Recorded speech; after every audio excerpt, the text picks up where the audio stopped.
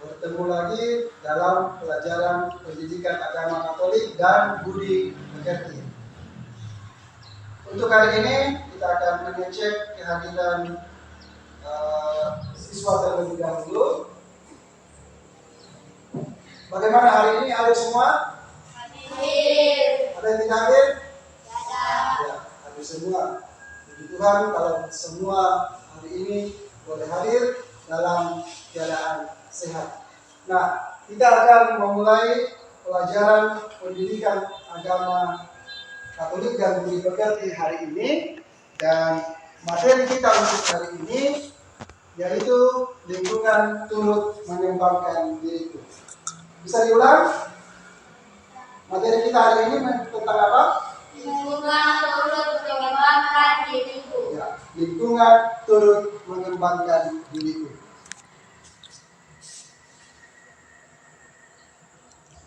Sebelum kita lanjut untuk pembelajaran kita hari ini, kita akan berdoa terlebih dahulu.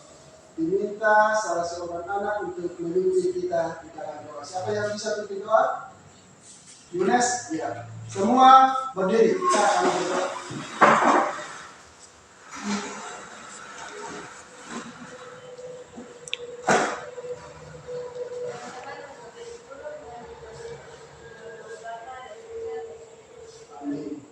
Allah yang Maha Kasih, kami mengaturkan puji dan syukur kepadamu atas berkat yang berlimpah bagi kami. Engkau perbaikan lingkungan yang tempat Bisa mengenal dan memahami peranan lingkungan terhadap perkembangan diri anak-anak sehingga dapat bersyukur hidup dalam lingkungan sosial yang mendukung dan nyaman. Ini tujuan pembelajaran kita hari ini. Nah, orang-orang yang hidup di kota dan yang hidup di desa. Bisa? Bisa. Siapa yang bisa menyebutkan situasi orang-orang yang ada di kota dan yang ada di desa? Siapa yang bisa? Saya, Pak. Oke, coba Patrick, silakan bagaimana suasana hidup orang di desa dan di kota? Semangat gotong royong yang sangat tinggi. Ya, kalau di desa itu masih namanya Karena aku sedang bekerja, tak pernah malas ataupun lengah. La la la la la la la la la.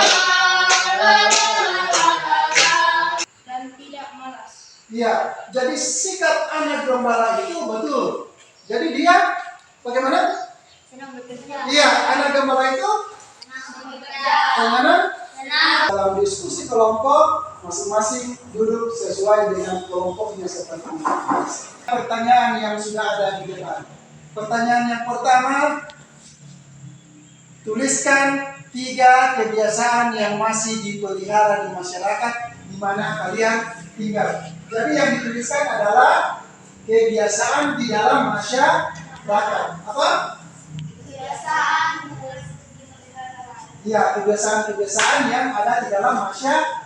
Di mana kamu tinggal? Coba masing-masing nanti melihat kebiasaan-kebiasaan yang biasa dilakukan oleh masyarakat di mana kamu tinggal. Kemudian soal yang kedua, tuliskan 1 lagu yang berasal dari daerahmu. Jadi ada yang dari Toraja, ada mungkin dari Flores, dari Makassar, ada yang Jawa. Masing-masing nanti bisa menuliskan 1 lagu dari daerahnya masing-masing, kemudian apa isi dari lagu tersebut. Bisa? Bisa? Bisa? Oke. Kemudian yang ketiga, tuliskan 3 jenis permainan yang ada di daerahmu dan apa saja manfaat permainan itu untuk dirimu dan temanmu. Masing-masing silakan berdiskusi dan sebentar masing-masing kelompok mewakili untuk presentasi di depan. Guru minta setiap kelompok mempresentasikan hasil diskusi yang telah didiskusikan bersama. Kelompok 1 siapa yang mewakili? Yunes, silakan. Ya, coba yang lain didengar bagaimana hasil dari kelompok 1.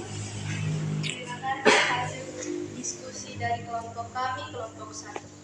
Nomor 1, kebiasaan yang masih dipelihara di masyarakat tempat tinggal kami yaitu pertama, gotong royong jika ada pesta atau duka. Dan kelompok 2 hasil diskusi, memang setiap daerah ini memiliki tradisi atau kebiasaan yang merupakan warisan dari nenek moyang kita. Jadi ada kebiasaan-kebiasaan yang ada yang masih berlaku pada saat ini. Ini adalah warisan dari nenek moyang kita secara turun-temurun.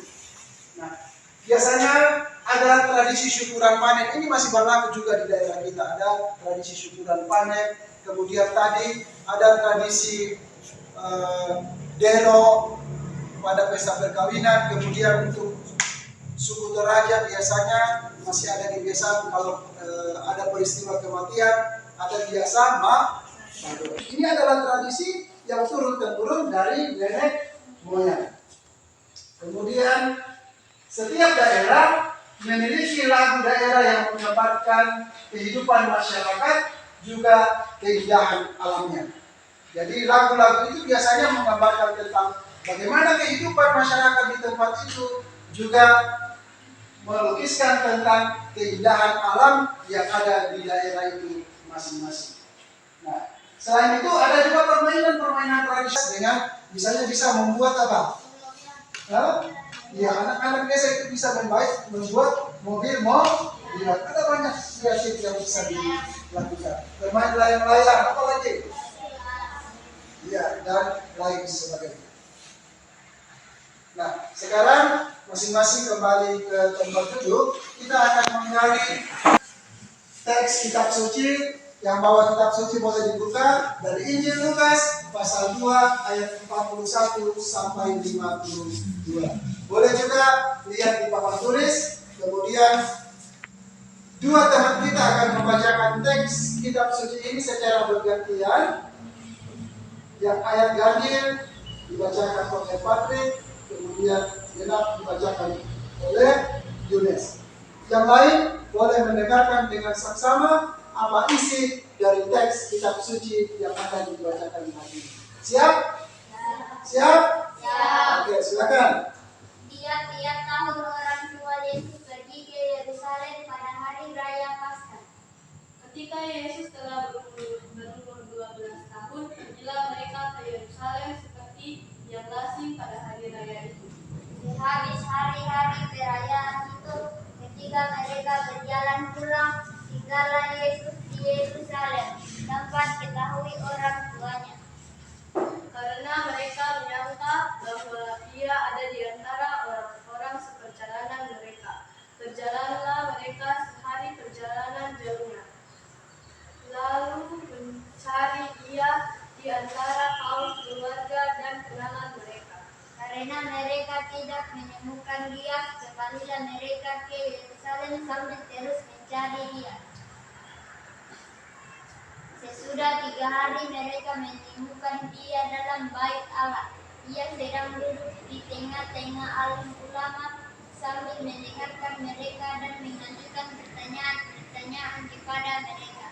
Dan semua orang yang mendengar Dia sangat heran akan kecerdasannya dan segala jawab yang diberikannya. Dan ketika orang tuanya melihat Dia, tercenganglah mereka. Lalu kata ibunya kepadanya, "Nak, mengapa engkau berbuat demikian terhadap kami, bapamu dan aku dengan cemas mencari engkau?" Jawabnya kepada mereka, "Mengapa kamu mencari aku? Tidakkah kamu tahu bahwa aku harus berada di dalam rumah Bapakku?" Tetapi mereka tidak mengerti apa yang dikatakannya kepada mereka. Tetapi Oke, nah setelah kita membaca teks dari kitab suci ini, silakan kita menjawab pertanyaan di depan ini. Pertanyaan yang pertama, apa tradisi yang biasa dilakukan oleh orang tua Yesus setiap tahun? Oke, Caca, apa tradisi yang biasa dilakukan oleh orang tua Yesus setiap tahun? tradisi yang dilakukan oleh orang tua Yesus setiap tahun adalah Iya. Jadi tradisi yang dilakukan adalah yang lain, betul? Ya. Apa tradisi? Iya, merayakan Paskah di Yerusalem bersama dengan orang tuanya. Kemudian yang kedua, apa yang terjadi dengan Yesus ketika keluarganya kembali ke Yerusalem? Oke. Apa yang terjadi dengan Yesus? Yang terjadi dengan Yesus adalah Yesus tinggal di bait Allah bercakap-cakap dengan ahli ulama. Iya, waktu itu Yesus tinggal di bait Allah. Dia bercakap-cakap dengan ahli ulama yang ada di situ. Sedangkan orang tuanya sudah berjalan pulang ke Nazaret. Iya.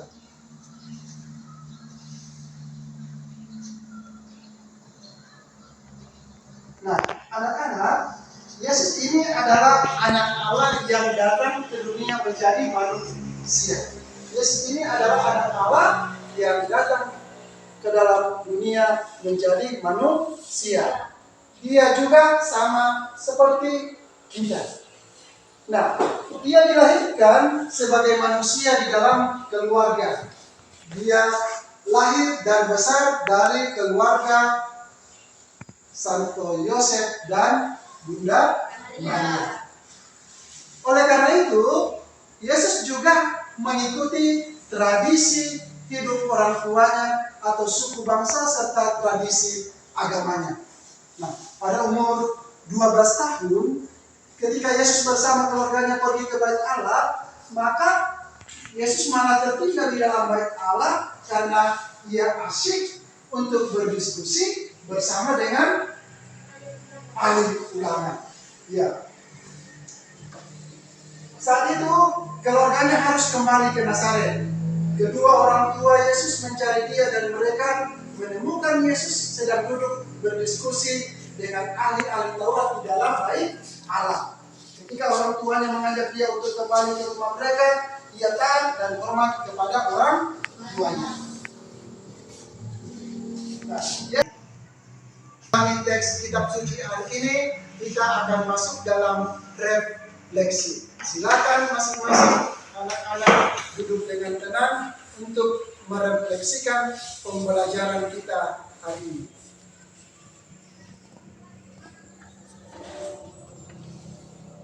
Apakah saya sudah memahami bahwa lingkungan sekitarku dapat mempengaruhi perkembangan diriku?